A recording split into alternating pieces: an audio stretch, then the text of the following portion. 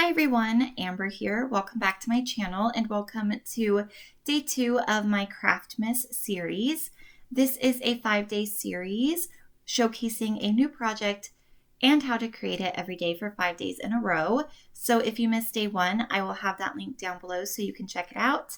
And for day 2 in today's video, we are making this Cubby book that is full of saddle stitched journals. So to start, I need to wrap my chipboard. I have here 2 pieces of paper that measure 8.5 by 11 inches, and I'm adhering these together end to end using some 1/4 inch double-sided tape so that I have a piece of paper long enough to wrap my chipboard. So I have 3 pieces of chipboard. My covers measure 4 by 5 inches, and the spine measures 2 by 5 inches. So I am adhering the spine piece right over that seam of the paper that we adhere together. That will help to kind of hide that we had to use 2 sheets of paper.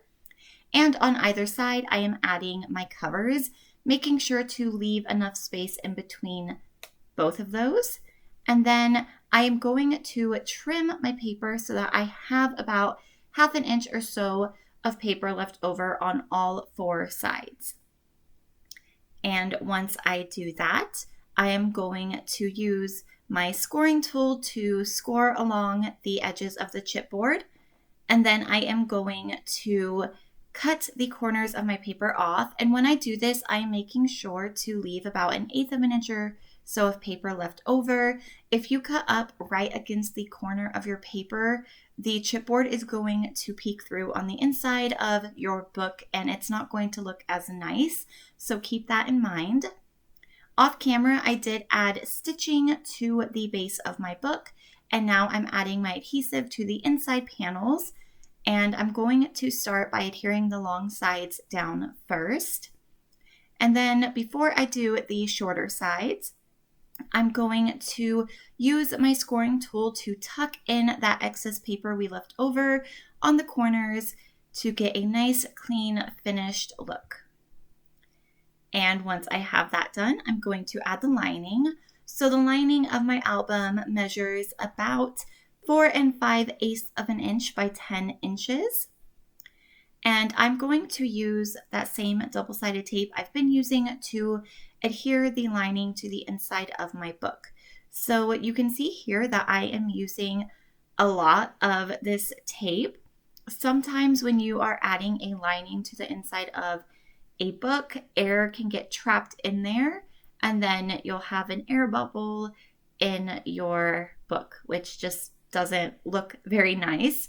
So to avoid that, I like to use a ton of adhesive to make sure that every little part of my paper is stuck down and there won't be any room for air bubbles. So I am just going to adhere that really well into place using my scoring tool, and then it's time to fold up on the score lines very carefully, and then I am going to move on to the cubbies of this book. So for this, you need 2 pieces of paper that measure 6 3/4 by 8.5 inches. On the 6 3/4 inch side, you're going to score at 1 5 3/4 inch. And on the 8.5 inch side, you're going to score at 3 3/4 and 4 3/4 inch. So to assemble this cubby, I'm going to take the middle lane and cut the squares on those into tabs. And then I'm going to fold those in and add adhesive to the backs of them. And then the panels directly below those tabs on the inside, I'm going to add adhesive as well. You can see I'm showing you here how I'm doing that. And then I am going to just assemble the pocket. So as always, all of the measurements for this project can be found down below in the description box so that you can follow along easier if you do decide to recreate this. So to assemble this, I'm starting with the tabs, and I'm going to fold those up and adhere them to the panels that are above them. And then once that is in place, I'm going to flip up the entire bottom and adhere those other panels to the other ones. So kind of tricky to explain sometimes, but hopefully just by seeing it, you can understand how it's done. And once my cubbies are done, it's time to add them to the base of the book. So just finishing up there. Mine here was a bit uneven, so I just used my scissors to trim off any paper overhang. And now I'm going to adhere these cubbies like so in my book. So to do this, all I'm going to do is add adhesive to one side of my cubby. And of course, you want to make sure that the opening of your pocket is facing outward so that you can add all of your journals to those pockets. So once I have my adhesive down, I am going to add these carefully and try to be as even as possible, just so it looks nice. When we put all this work into projects, we want them to look good. So I'm going to just try to measure everything up nicely and then secure it down. So I like to use my scoring tool to help with this. And then I'm going to repeat that same process on the other inside cover. And then it will be time to move on to the journals. So all of these journals are saddle stitched by hand, which is something that is still new to me.